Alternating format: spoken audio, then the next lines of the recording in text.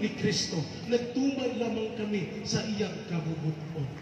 Nagpaambit ka ninyo sa maayong balita. Kung ang atong panahon karon hilingig kayo, sultian ta mo. Sa mabasa na to sa news, adunay gipatay diri, gipatay dito, gilugos diri, gilugos dito.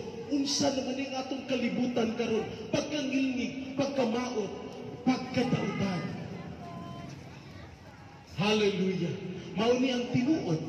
Mao ni ang tinuod sa panahon nato karon. Dunay giyera sa Middle East, dunay giyera sa Europe, sa bisan Asa pa. O hangtod karon niining mga panahon na wala ay kalinaw ditong dapita. Mapasalamaton ta sa Ginoo. Nga niining atong lungsod sa Balamban, malinaw ta. Walay giyera.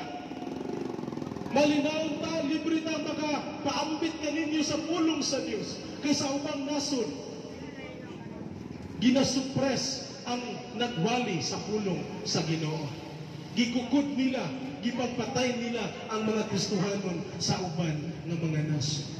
Mao ni mga higala, salamat sa Ginoo, gihigugma kamo sa Dios.